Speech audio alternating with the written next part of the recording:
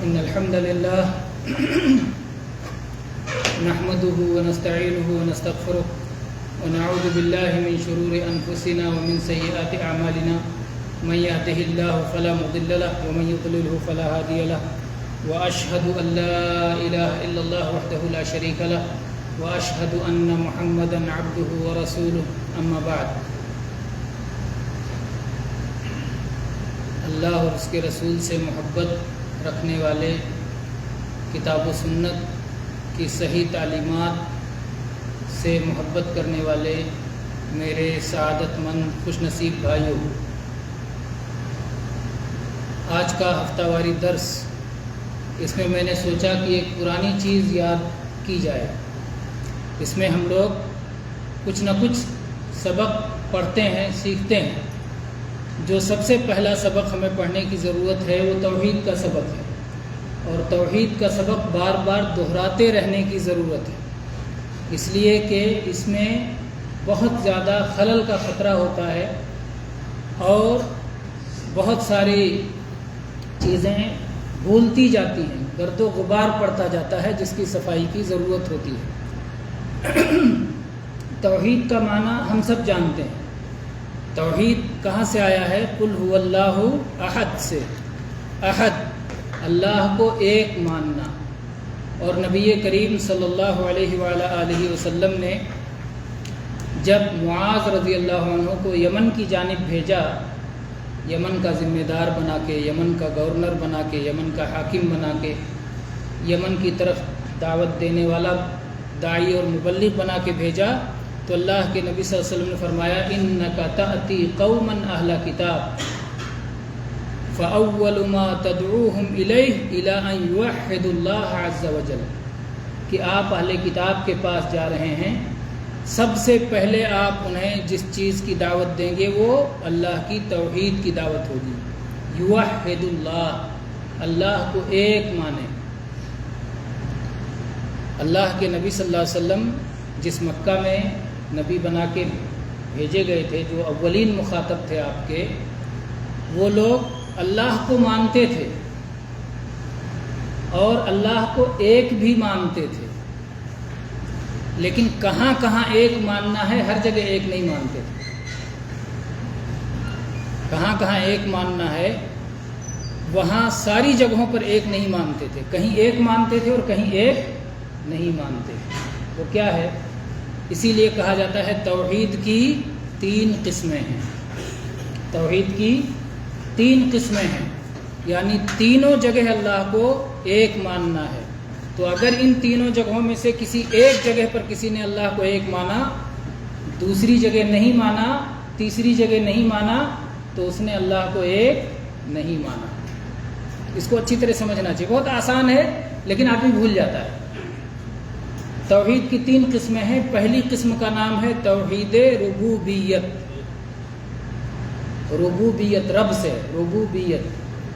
اور دوسری قسم کا نام ہے توحید الوہیت، الہ سے ہے، لا الہ الا اللہ۔ الوہیت کا ہی اقرار کر کے آدمی مسلمان ہوتا ہے، ربوبیت کا نہیں، لا الہ الا اللہ۔ اور تیسری قسم ہے توحید اسماء و صفات، اللہ کے نام اور کمالات کی توحید۔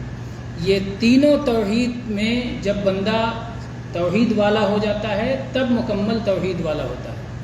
توحید ربوبیت کا کیا مطلب ہے؟ توحید ربوبیت کا مطلب ہے اللہ کو اللہ کے کاموں میں ایک ماننا، اللہ کو اس کے کاموں میں ایک ماننا۔ اللہ کا کام کیا ہے؟ پیدا کرنا، رزق دینا، موت دینا، زندگی دینا، اس کائنات میں تصرف کرنا، یہ ساری چیزیں اللہ کے کام ہیں۔ اللہ حاکم ہے، اللہ قدرت والا ہے، اللہ تعالیٰ سب کا مالک ہے، یہ سب اس کے کام ہیں۔ اس میں اس اللہ کو ایک ماننا۔ ہمارا پیدا کرنے والا کون؟ ایک اللہ۔ کوئی ساجی ہے اس مسئلے میں اللہ کا؟ کوئی ساجی نہیں۔ ہمیں رزق دینے والا کون؟ ایک اللہ۔ کوئی اس میں ساجی ہے اس کا کوئی شریک ہے؟ نہیں۔ اس کائنات میں اللہ جس کو چاہے موت دے، جس کو چاہے زندگی دے۔ کوئی ساجی ہے اس معاملے میں اللہ کا؟ کوئی ساجی نہیں ہے، کوئی شریک نہیں ہے۔ یہ ہے توحید ربوبیت۔ اس کائنات کا مالک، بادشاہ، حاکم، جب چاہے گرمی رکھے، جب چاہے سردی رکھے، جب چاہے برسات رکھے، جس طرح چاہے کائنات کو چلائے۔ کائنات کا مالک اکیلا اللہ ہے۔ یہ ہے توحید ربوبیت، اور اتنا ماننے میں بہت سارے غیر مسلم مسلمانوں کے ساتھ ہیں۔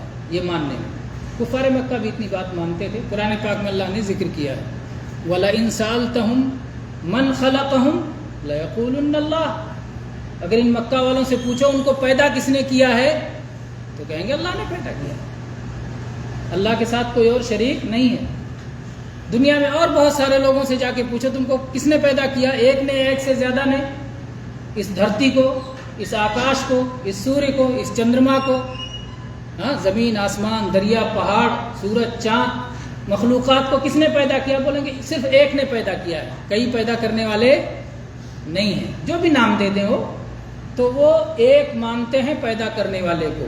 پیدا کرنے والے، رزق دینے والے، مالک اور حاکم کو ایک ماننا، یہ کون سی توحید ہے؟ توحید ربوبیت۔ اللہ کو اللہ کے کاموں میں ایک ماننا۔ نبی صلی اللہ علیہ وسلم کی دعوت یہ نہیں تھی، جو بھی نبی آئے ان کی دعوت یہ نہیں تھی۔ اس کا جو لازم ہے توحید الوہیت، اس کی دعوت تھی۔ لا الہ الا اللہ، یہ ہر نبی کی دعوت تھی۔ لا الہ الا اللہ، کوئی عبادت کے لائق نہیں سوائے اللہ کے۔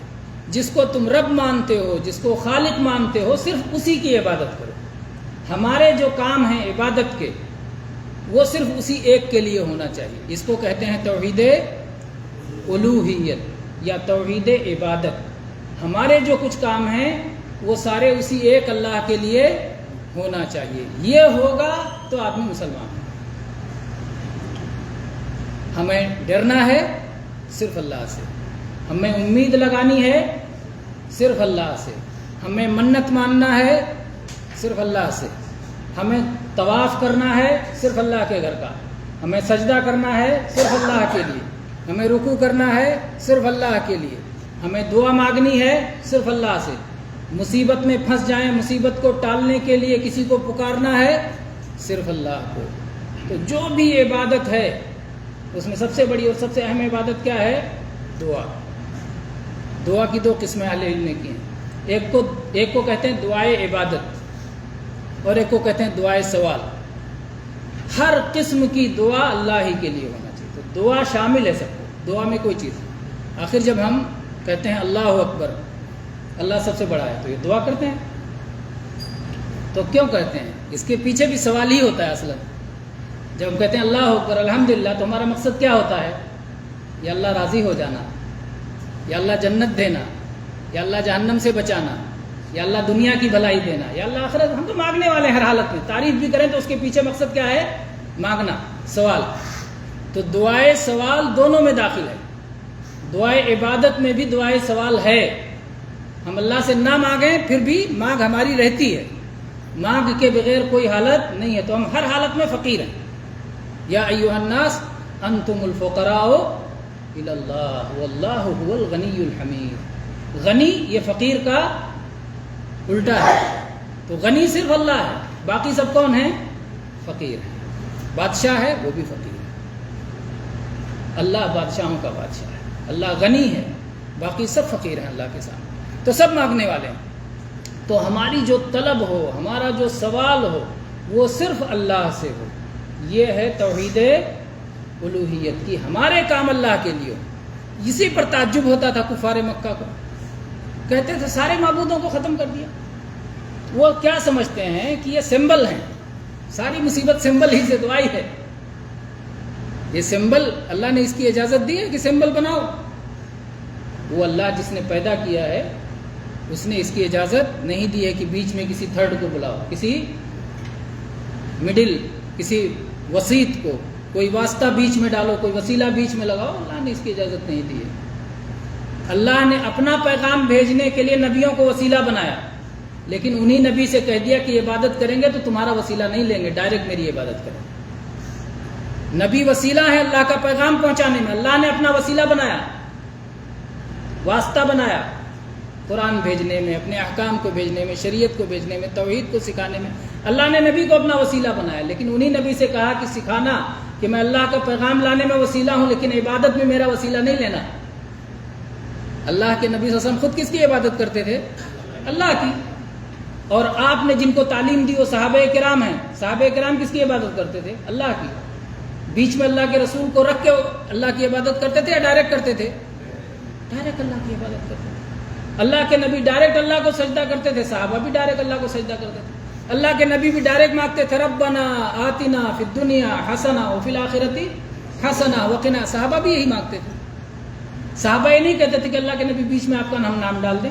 نہیں, اللہ کے نبی نے ان کو یہ تعلیم نہیں دی. میں حق بات پہنچانے میں ضرور واسطہ ہوں لیکن عبادت کے لیے, مانگنے کے لیے, سوال کے لیے, دعا کے لیے واسطہ نہیں ہے. اللہ کے نبی صلی اللہ علیہ وسلم تو یہ تعلیم لے کے انبیاء کرام آئے تھے. تو یہ توحید جاننا سب سے زیادہ ضروری ہے, جس میں کتنے مسلمان بھی غافل ہو جاتے ہیں. پہلے شرک میں ڈائریکٹ کوئی نہیں جاتا. کچھ چیزیں ہیں جو شرک کا راستہ بنتی ہیں, وسیلہ بنتی ہیں شرک تک پہنچانے کے لیے, تو ان سے گزر کے آدمی شرک تک پہنچ جاتا ہے. توحید ڈائریکٹ ختم نہیں ہوتی ہے, کم ہوتی ہے, کم ہوتے ہوتے ہوتے ہوتے ختم ہوتی ہے. تو توحید کو اس لیے سمجھنا اور بار بار پڑھنے کی ضرورت ہے, اور اللہ نے اسی لیے توحید کو خوب کھول کھول کے قرآن پاک میں بیان کیا ہے. مختلف مثالوں کے ذریعے سے اللہ تعالیٰ نے اس بات کو بیان کیا ہے. لہو دعوت الحق, حق کی پکار اللہ ہی کے لیے ہے. سچی دعا اللہ ہی سے مانگی جائے گی, اور اللہ کو چھوڑ کر جن سے بھی دعا مانگی جاتی ہے ان کی مثال کیا بتائی اللہ تعالیٰ نے؟ ان کی مثال سمجھا کے بتایا کباسط کفیہ الی الماء لیبلغ فاہ وما هو ببالغہ وما دعاء الکافرین الا فی ضلال. جو اللہ کو چھوڑ کر دوسروں سے مانگتے ہیں ان کی مثال ایسے ہے جیسے کوئی پانی کے سامنے کھڑے ہو کے ہاتھ پھیلا کے مانگے پانی میرے منہ میں آ جا. پانی آئے گا اس کے منہ میں؟ کبھی نہیں پانی اس کے منہ میں آ سکتا ہے. تو ایسے ہی کافروں کی دعائیں راستے سے بھٹک گئیں. جو لوگ بھی اللہ کے سوا کسی اور سے مانگ رہے ہیں, کسی اور سے دعا کر رہے ہیں, ان کی دعائیں راستے سے بھٹک گئیں. جہاں جانا چاہیے دعا کا حقدار کون ہے؟ اللہ تعالیٰ. تو اللہ کو چھوڑ کر انہوں نے غیروں سے دعا مانگنا شروع کر دیا. تو توحید, کون سی توحید میں خلل آیا؟ توحید الوہیت میں, اللہ کی عبادت والی توحید میں خلل آ گیا. تو پہلی توحید کیا ہوئی؟ توحید ربوبیت, اللہ کو اللہ کے کاموں میں ایک ماننا. اور دوسری توحید توحید الوہیت, ہمارے جو کام ہیں وہ سب صرف اللہ کے لیے کیا جانا چاہیے. اور تیسری توحید ہے توحید اسماء و صفات. اللہ تعالیٰ اپنے ناموں میں بھی سب سے الگ ہے اور اپنے کمالات میں بھی سب سے الگ ہے, بے مثال ہے. ساری چیزیں اس کی شان کے لائق ثابت ہیں. کوئی بھی چیز ایسی نہیں ہے جس میں اس کا کوئی مشابہ, اس کا کوئی مثیل, اس کا کوئی نظیر, اس کا کوئی ہمسر ہو. کوئی بھی ایسا نہیں ہے. اور یہ تینوں توحید بسم اللہ الرحمن الرحیم میں ہے نا؟ تینوں توحید بسم اللہ الرحمن الرحیم میں تینوں توحید ہے. بسم اللہ, اللہ کے نام سے. الرحمن, جس کا ایک نام ہے رحمان اور جس کا دوسرا نام ہے رحیم. اللہ کے ناموں میں اللہ کی صفت بھی موجود ہے, اس لیے رحمان اور رحیم یہ ہو گیا توحید اسماء و صفات. اور اللہ یہ الہ سے ہے. اللہ ہمارے معبود برحق, وہ جو حقیقی معبود ہے, وہ جو سچا معبود ہے, وہ جو عبادت کے لائق ہے, وہی ہے اللہ. تو اللہ میں توحید الوہیت آ گئی, اور توحید الوہیت کا حقدار وہی ہوتا ہے جو رب ہو. تو توحید ربوبیت آ گئی. توحید الوہیت لازم ہے ربوبیت کا. اسی لیے قرآن پاک میں جو توحید کا حکم دیا گیا, یا ایھا الناس اعبدوا ربکم الذی خلقکم, اعبدوا ربکم, عبادت کرو اپنے رب کی. تو رب کو مانتے ہو, توحید ربوبیت ہے. توحید ربوبیت ہے, اصلاً فطرت میں ہے رب کو ماننا. اللہ نے اس کا عہد لیا ہے. اس فطرت سے بہت کم منحرف ہوتے ہیں. تو ربوبیت تو ہے. انبیاء دعوت دیتے تھے افی اللہ شک فاطر السماوات والارض, آسمان و زمین کے پیدا کرنے والے اللہ میں بھی کوئی شک ہے؟ اس میں تو کوئی شک ہی نہیں, کوئی مسئلہ ہی نہیں. اس کی دعوت نہیں دینے آئے ہیں. دعوت یہ دینے آئے ہیں کہ وہ اللہ جو زمین و آسمان کا مالک ہے, صرف اسی کے لیے سر جھکاؤ, صرف اسی سے دعا مانگو, صرف اسی سے پرارتھنا کرو، صرف اسی کے آگے جھکو، صرف اسی سے لو لگاؤ، صرف اسی سے امید باندھو۔ بیمار پڑ جاؤ تو اسی سے گڑ گڑاؤ، مصیبت میں پھنس جاؤ تو اسی کو پکارو، دریا کشتی میں بھنور میں پھنس جائے تو اسی کو پکارو۔ اس کے لیے انبیاء کرام آئے، الوہیت کو بتانے کے لیے۔ اور یہ تینوں توحید کی دلیل بسم اللہ الرحمن الرحیم ہو گئی۔ الحمدللہ رب العالمین میں بھی تینوں توحید کا ذکر ہے۔ للہ میں اللہ آ گیا، رب العالمین میں ربوبیت آ گئی۔ رب العالمین اللہ کی صفت بھی ہے، نام بھی ہے، نام بھی ہے اس کا رب، اللہ بھی اس کا نام ہے، تو اسماء و صفات بھی آ گئے۔ تو پہلی آیت میں بھی تینوں توحید ہے، دوسری آیت میں بھی تینوں توحید ہے، سورہ فاتحہ میں الگ تفصیل سے بھی تینوں توحید ہے۔ توحید کو اسی لیے بعض اہل علم نے کہا کہ پورا قرآن پاک توحید ہی کے بیان پر ہے۔ سچ پوچھو تو قرآن کی ہر آیت توحید کے بیان پر ہے، یا تو صاف صاف توحید کا بیان ہے، یا تو توحید پر چلنے والوں کے انعام کا بیان ہے، یا تو توحید کو چھوڑنے والوں کی سزا کا بیان ہے، یا توحید کے خلاف جو چیز ہے شرک ہے اس کا بیان ہے۔ یہی ہے پورے قرآن میں۔ بھئی کہیں اہل ایمان یا تو توحید کو ماننے والوں کا بیان ہے اور یا تو توحید چھوڑنے والوں کا بیان ہے۔ اگر کہیں اہل ایمان کا بیان ہے تو یہ توحید کے ماننے والے ہیں، اگر کہیں اہل کفر و شرک کا بیان ہے تو یہ توحید کو چھوڑنے والے ہیں، اگر جنت کا بیان ہے تو یہ توحید کا انعام ہے، اگر جہنم کا بیان ہے تو یہ توحید کی چھوڑنے کی سزا ہے، اگر پچھلی امتوں کا اور پچھلی نبیوں کا بیان ہے، انبیاء کا بیان ہے تو انبیاء توحید کی دعوت دینے والے تھے، ان کی قوموں میں یا تو توحید کے ماننے والے ہوئے توحید کو چھوڑنے والے ہوئے، تو یا تو صاف صاف اللہ کا نام آیا ہے، اس کی صفات آئی ہیں، اس کی کمالات، پورا قرآن توحید ہی کے بیان میں ہے، اور یہی اول ہے اور یہی آخر ہے۔ آدمی کلمہ توحید پڑھ کے اسلام کے دائرے میں داخل ہوتا ہے، اور اگر کلمہ توحید پڑھ کے دنیا کو چھوڑا تو اللہ نے اس کے لیے جنت کا فیصلہ کر دیا۔ من کان آخر کلامہ لا الہ الا اللہ دخل الجنہ، جس کی آخری بات لا الہ الا اللہ ہوئی جنت میں جائے۔ آسان بہت ہے، لا الہ الا اللہ بہت آسان اور بہت مشکل بھی ہے۔ اللہ جس کے لیے آسان کر دے، نہیں تو لوگ قائم رہتے ہیں توحید پر کہ اللہ کے علاوہ مجھے کسی کی طرف کوئی لو نہیں لگانا ہے، کوئی امید نہیں باندھنی ہے۔ لیکن دھیرے دھیرے جب مصیبت لمبی ہوتی جاتی ہے، بیماری دیر تک ہو جاتی ہے، بڑھ جاتی ہے، اور شیطان لگا رہتا ہے پیچھے، ارے تھوڑا سا چیک کرنے میں کیا جاتا ہے، اتنے دنوں سے اولاد نہیں ہو رہی، ذرا ایک بار مزار سے ہو کے آ جاؤ، ذرا ایک بار وہاں فلاں درگاہ سے ہو کے آ جاؤ، ایک فلاں جگہ فلاں بابا سے وہ لے لو، تعویذ باندھ لو۔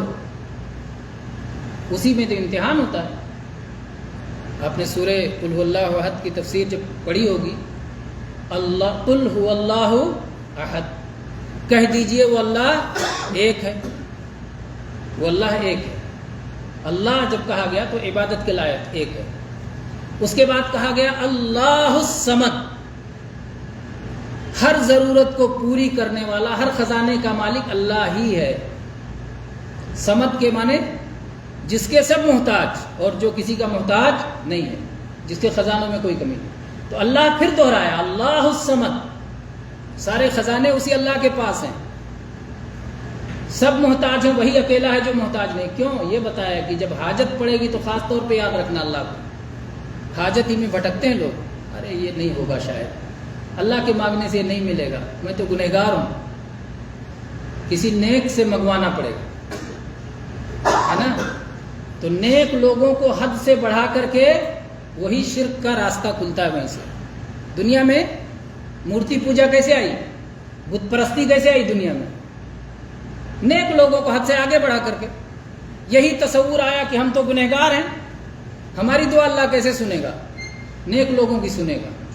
پھر نیک لوگوں کا واسطہ لیا، زندہ تھے تو جا کے کہہ دیتے تھے دعا کر دو، ٹھیک ہے، یہاں تک تو اللہ نے اجازت دی ہے، کسی زندہ نیک آدمی سے کہہ دو میرے لیے دعا کرو۔ اب وفات پا گیا، اب کیا کریں؟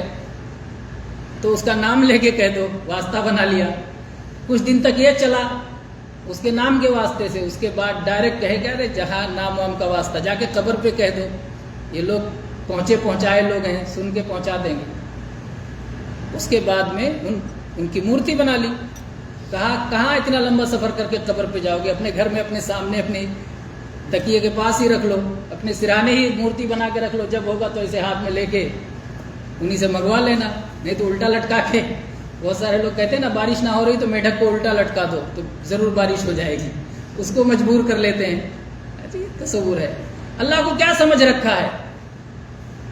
اللہ کو کیا سمجھ رکھا ہے؟ ما قدر اللہ حق قدر، اللہ کی قدر نہیں معلوم، اللہ کی عظمت نہیں معلوم، اللہ کی شان نہیں معلوم، اللہ کی بڑائی نہیں معلوم، اپنی کمزوری نہیں معلوم. ہمارا ایمان ہے نا کہ اللہ کے بعد نبی کریم محمد الرسول اللہ صلی اللہ علیہ وسلم سب سے بڑا درجہ رکھتے ہیں، لیکن اللہ کے نبی صلی اللہ علیہ وسلم اللہ کے آگے کیسے روتے تھے، کیسے پوری رات اللہ کی عبادت کے لیے کھڑے رہتے تھے کہ پیروں میں سوجن آ جاتا تھا. ایسے روتے تھے کہ دلوں سے گڑگڑاہٹ کی آواز آتی تھی جیسے ہنڈیا پک رہی ہو. اللہ سے کتنی معافی مانگتے تھے بار بار. ایک ایک مجلس میں 100 بار صحابہ سنتے تھے. آپ کہتے ہیں استغفر اللہ استغفر اللہ رب اغفر لی رب اغفر لی، یا اللہ معاف کر دے، یا اللہ معاف کر دے. قیامت کا دن ہوگا جب پل صراط سے گزرنا ہوگا، انبیاء کرام جو انسانوں میں سب سے بڑا درجہ رکھتے ہیں، انبیاء کرام کیا کہیں گے؟ رب سلم سلم، یا اللہ آج سلامت، یا اللہ آج سلامت رکھنا، یا اللہ سلامت رکھنا.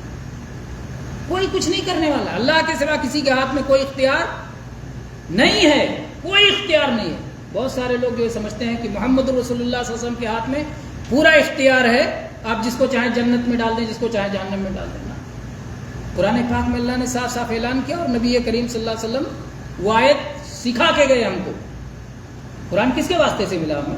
محمد رسول اللہ صلی اللہ علیہ وسلم. آپ ہی نے سکھایا کہ اللہ تعالیٰ نے فرمایا ہے لیس لک من الامر شیء، محمد صلی اللہ علیہ وسلم آپ کے ہاتھ میں کچھ نہیں ہے. اللہ کے نبی صلی اللہ علیہ وسلم نے کہا کوئی آدمی اپنے عمل کی وجہ سے جنت میں نہیں جا سکتا ہے، کوئی بھی آدمی. صحابہ نے کہا ولا انت یا رسول اللہ، اے اللہ کے رسول آپ بھی اپنے عمل کی وجہ سے جنت میں نہیں جائیں گے؟ آپ نے کہا ولا انا الا ان یتغمدنی اللہ برحمت منہ وفضل، میں بھی اپنے عمل سے جنت میں نہیں جا سکتا، ہاں اللہ تعالیٰ اپنے فضل و رحمت سے مجھے ڈھانپ لے گا.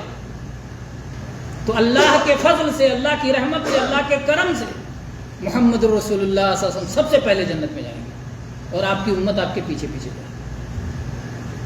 تو جو جتنی اچھی امت ہوگی، جو جتنا اچھا پیچھے لگا رہا ہوگا دنیا میں، آخرت میں اتنا اچھا پیچھے لگنے کا موقع ملے گا. آپ صلی اللہ علیہ وسلم کی سنتوں کے معاملے میں آپ جتنا قریب ہیں اللہ کے نبی سے، آپ کے طریقے کے مطابق جتنا چل رہے ہیں، اتنا وہاں بھی آپ نبی کی قربت ملے گی، اور نبی صلی اللہ علیہ وسلم کی تعلیم سے جتنے دور رہیں گے وہاں بھی اتنے ہی دور رہنا پڑے گا.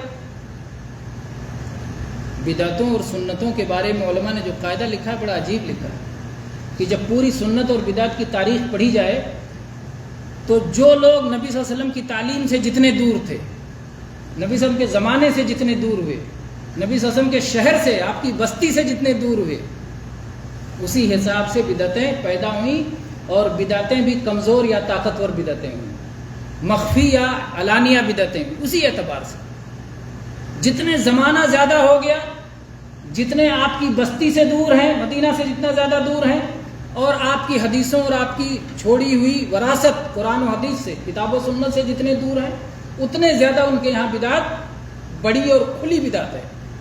اور جو لوگ کتاب و سنت پڑھنے کے بعد بھی اگر بدعت میں لگ گئے تو ان کے یہاں اس طرح کی کھلی اور ظاہر بدعت نہیں.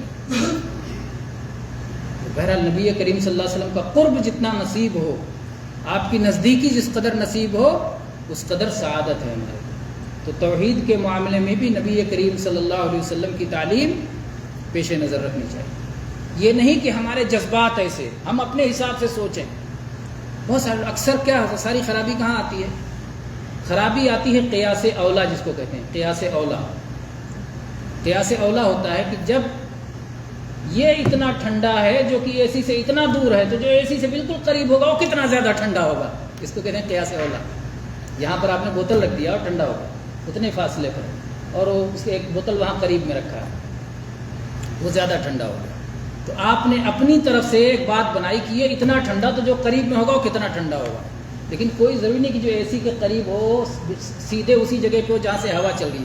دائیں بائیں بھی ہو سکتا ہے نا, قریب ہو لیکن دائیں بائیں بھی ہو سکتا ہے جہاں ہوا ڈائریکٹ نہ پڑ رہی ہو. تو قیاس میں آپ کے کوئی خلل بھی ہو سکتا ہے, اس کو غور کرنے کی ضرورت ہے. تو اکثر آپ اہل بدعت کی چیزوں میں دیکھیں گے کہ یہی طریقہ زیادہ چل رہا ہے. یہ ایسے تو وہ کیسے ہوں گے, ہے نا, کہ ہمارے یہ پیر صاحب جب یہیں بیٹھے بیٹھے اپنے گھر کی بات بتا دیتے ہیں تو نبی غیب کیسے نہیں جانتے ہوں گے. یہ تو چلتا ہے, یہ دلیل ہے؟ یہ دلیل نہیں ہے,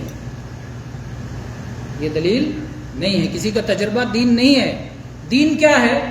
جو اللہ نے آسمان سے اتارا ہے. اتبعوا ما انزل الیکم من ربکم, جو تمہارے رب کے پاس سے اترا ہے وہ اس کو مانو. نبی کریم صلی اللہ علیہ وسلم سب کچھ جانتے تھے, دلوں کا حال جانتے تھے؟ نہیں جانتے تھے.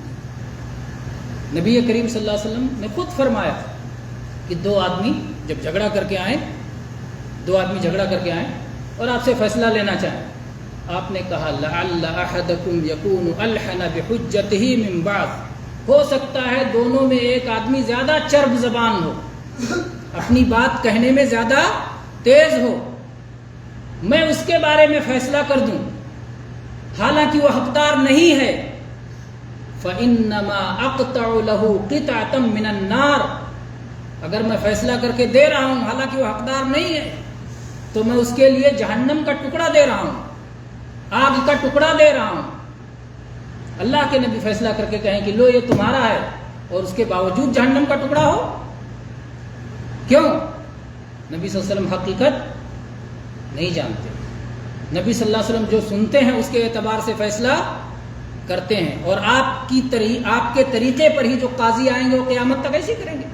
قاضی کا کام ہے دونوں طرف کی بات سنا, جس کی بات حق کے قریب سمجھ میں آئی اس کے اعتبار سے فیصلہ کر دیا. تو قاضی کا فیصلہ حلال کو حرام نہیں کر سکتا. اگر آپ جانتے ہیں کہ میرا نہیں ہے, میں زبردستی دعویٰ کر کے جھوٹی گواہیاں دے کر کے میں نے اپنے حق میں فیصلہ کر لیا, تو آپ کے لیے حلال نہیں ہو جائے گا قاضی کے فیصلہ کرنے کی وجہ سے. حلال وہ ہے جو واقعی میں حلال ہے, حرام وہ ہے جو واقعی میں حرام ہے. جو اپنی چرب زبانی سے شرک کو توحید ثابت کر لے جائیں تو وہ توحید نہیں بن جائے گا ان کی چرب زبانی کی وجہ سے. وہ یہ کہہ کے نہیں چھوٹ جائیں گے کہ اس کو تو وہاں بھی وہ شرک کہہ رہا تھا, ہم تو شرک نہیں مانتے تھے اس لیے یہ شرک نہیں ہے. اگر وہ حقیقت میں شرک ہے تو چاہے وہاں بھی کہہ رہا تھا چاہے کوئی کہہ رہا تھا, حقیقت میں شرک تھا, تم کو ماننا چاہیے تھا. تم نے باتیں بنائی, تم نے اللہ کی کتاب کو جھٹلایا, تم نے نبی صلی اللہ علیہ وسلم کی صریح احادیث کو جھٹلائی, اور اس کے بعد پھر اللہ کے ہاں کیا جواب دو؟ تو اس لیے جو حق ہے وہ اپنے اندر حق ہے, واضح ہے, روشن ہے, اس پر کسی طرح کا پردہ اور غبار نہیں ڈالا جا سکتا. بہرحال بات یہ تھی کہ توحید کے سبق کو بار بار ہمیں دہرانے کی ضرورت ہے, اور چاہے وہ چیزیں جو توحید میں کمی کر دیتی ہیں, چاہے وہ چیزیں جو توحید کو ختم کر دیتی ہیں, ہر چیز سے آگاہ رہنا چاہیے. بہت ساری چیزیں توحید میں کمی کرتی ہیں اور بہت ساری چیزیں توحید کو ختم کر دیتی ہیں. کون سی چیز کمی کرتی ہے؟ شرک اصغر. اور کون سی چیز ختم کر دیتی ہے توحید کو؟ شرک اکبر. شرک اصغر کی کوئی مثال؟ کبھی کبھی ایک ہی چیز شرک اکبر بھی ہوتی ہے بعض حالات میں, اور بعض حالات میں شرک اصغر ہوتی ہے. جیسے تعویذ پہننا, یہ شرک اکبر ہے کہ شرک اصغر؟ دو بھی ہو سکتا ہے. اگر تعویذ پہننے والا یہ سمجھتا ہے کہ تعویذ ہی کی وجہ سے میں بچا ہوں, میں جو بیماری سے بچا ہوں تعویذ ہی کی وجہ سے بچا ہوں, تو یہ کیا ہے؟ یہ شرک اکبر ہے. اس نے تعویذ پہ سارا بھروسہ, تعویذ پہ اللہ پہ کچھ بھروسہ نہیں. اور اگر یہ سمجھتا ہے کہ اللہ نے تعویذ کو ذریعہ بنایا ہے, جیسے دوا کو اللہ نے شفا کا ذریعہ بنایا ہے, اسے تعویذ کو ذریعہ بنایا ہے, تو شرک اصغر ہے, تب بھی شرک ہے. اس لیے کہ اللہ کے نبی نے شرک کہا, من علق تمیمۃ فقد اشرک, جس نے تعویذ لٹکایا اس نے شرک کیا. تو اگر یہ کہہ رہا ہے کہ یہ تعویذ اللہ کے حکم سے مجھے بچا رہی ہے تو بھی شرک ہے, چھوٹا شرک ہے. اور اگر یہ کہہ رہا ہے کہ تعویذ ہی بچا رہی ہے تو بڑا شرک ہے, اسلام سے باہر ہے. ایسے ہی قسم کھانے والا, کوئی آدمی اگر قسم کھاتا ہے, کہہ رہا ہے کہ یار میں بات میں اپنے سچا ہوں, گردن بھر پانی میں ڈوب کے قسم کھا سکتا ہوں, یہ کون سا قسم ہے؟ شرک ہے کہ اسلام ہے؟ پانی میں ڈوب کے پانی کی قسم کھا رہا ہے, اس کا مطلب پانی میں ڈوب کے قسم کھا سکتا ہوں، یعنی جھوٹی قسم ہو تو پانی مجھے ڈبا دے، گنگا بھیا ڈبا دے، ہے نا؟ یہ تصور ہے، یہ عقیدہ ہے اس کے پیچھے کہ اگر میں پانی میں اتنے گہرے پانی میں ڈوب کے قسم کھاؤں، اگر میں جھوٹا ہوں گا تو پانی مجھے ڈبا دے گی. تو پانی کو اس نے معبود مان لیا، وہ مشرک ہو گیا، شرک اکبر. وہ توحید کو اپنائے، لا الہ الا اللہ پڑھے، ایمان کی تجدید کرے. غیر اللہ کی قسم کھائیے، بیٹے کی قسم، بیوی کی قسم، میری قسم، تیری قسم، جتنی قسمیں کھائی جاتی ہیں سب کیا ہے؟ یا تو شرک اکبر ہوگا یا تو شرک اصغر ہوگا. شرک سے خالی نہیں ہے. توحید کیا ہے؟ صرف اللہ کی قسم، اللہ کے علاوہ اور کسی کی قسم نہ کھائی جائے. ایسے بہت ساری چیزیں ہیں. تو بہرحال توحید کا سبق ہمیں بار بار پڑھنے کی ضرورت ہے. اور توحید کے معاملے میں سب سے بڑا خلل کیا ہے؟ سب سے بڑی توحید کیا ہے؟ صرف اللہ سے دعا کرنا. دعا کس کو کہتے ہیں؟ دعا کے لیے دوسرا لفظ کیا بولا جاتا ہے؟ پکارنا. جب کہتے ہیں یا اللہ تو یہ توحید ہے. اور جو ساتھ میں ہم نے کہہ دیا یا رسول اللہ تو کیا ہو گیا؟ شرک ہو گیا. یا آدم شرک ہو گیا. یا جبریل علیہ السلام شرک ہو گیا. یا علی، یا حسین، یا غوث، یا جو آپ جوڑتے جائیں جتنا چاہیں. اللہ کے سوا کسی کو بھی پکارنا کیا ہے؟ شرک ہے. جب بھی پکارنا ہو اللہ کو پکارو. وَأَنَّ الْمَسَاجِدَ لِلَّهِ فَلَا تَدْعُوا مَعَ اللَّهِ أَحَدًا وَلَا تَدْعُوا مِن دُونِ اللَّهِ مَا لَا يَنفَعُكَ وَلَا يَضُرُّكَ. اللہ کو چھوڑ کے کسی کو نہ پکارو، وہ نہ تمہیں نفع پہنچا سکتے ہیں نہ تمہیں نقصان پہنچا سکتے ہیں. اللہ ہی نفع نقصان کا مالک. تو یہ شرک سب سے زیادہ پھیلا ہوا ہے. غیر اللہ کو پکارنا، غیر اللہ سے دعا کرنا، مصیبت میں غیر اللہ کو آواز دینا، یہ سب سے زیادہ فریاد کرنا، استغاثہ کرنا، یہ ساری شرک کی صورتیں پھیلی ہوئی ہیں. بہرحال شرک کی صورتیں سمجھنا چاہیے اور ساتھ میں توحید کو پختہ کرنا چاہیے. اللہ پہ بھروسہ بڑھاؤ، اللہ سے محبت بڑھاؤ، اللہ پہ ایمان بڑھاؤ، اللہ کی عظمت کو دلوں میں مضبوط کرو. اور اللہ جس کا ہو جائے پھر اس کو کیا چاہیے؟ اس کے سب کچھ اللہ کا ہے اور ہم اللہ کے ہیں تو سب کچھ ہمارا. تو یہ چیز اگر انسان کے اندر پیدا ہو جائے تو اللہ کی نعمتوں کا پھر کیا پوچھنا ہے. بہت بڑی سعادت، بہت بڑی سعادت ہے اللہ کی توحید کو پا جانا، سمجھ لینا، برت لینا. ہر طرح کا سکون، ہر طرح کا اطمینان، ہر طرح کی خوشی توحید کے اندر ہے. توحید کو سمجھنا، ساری نسیں دماغ کی کھل جاتی ہیں. اور جیسے جیسے شرک آنے لگتا ہے ویسے عقل و فہم کی بہت ساری نسیں بند ہونا، سکڑنا شروع ہو جاتی، سمجھ میں نہیں آتی. جاہلیت کے زمانے میں صحابہ جب ایمان لے آئے تو ہنستے تھے سوچ کے پرانی باتیں. کہتے تھے ہم ستو لے کے جاتے تھے سفر میں، اور جب عبادت کا وقت آتا تھا تو ستو کی مورتی بنا کے اسے پوج لیتے تھے. کوئی خوبصورت سا پتھر ملا اس کو اٹھا کے اس کے آگے ہاتھ جوڑ لیتے تھے، اور اگر اسی پتھر پہ لومڑی پیشاب کر دی تو بھی نہیں سمجھ میں آتا تھا کہ پتھر پہ لومڑی پیشاب کر رہی ہے اور پھر میں اسی کو آگے ہاتھ جوڑ رہا ہوں. یہ کیسا رب ہے، کیسا مالک ہے، نہیں سمجھ میں آتا. لیکن جب اللہ نے توحید کی نعمت دی رسول اللہ صلی اللہ علیہ وسلم کے ذریعے تو سمجھ میں آ گیا کہ یہ سب جو ہم کر رہے تھے یہ سب کیا تھا؟ سخت اندھیرا تھا جس میں کچھ سجھائی نہیں دیتا تھا. یہ اندھیرا چھٹ گیا توحید کی روشنی کی وجہ سے. یہ اندھیرا ختم ہو گیا، اندھیرے کافور ہو گئے، مٹ گئے. تو اندھیرے مٹیں گے جب توحید کی روشنی آئے گی. اللہ تعالی ہم سب کو توحید کی سمجھ عطا فرمائے. آمین. وآخر دعوانا ان الحمد للہ رب العالمین. صلی اللہ علیہ وسلم.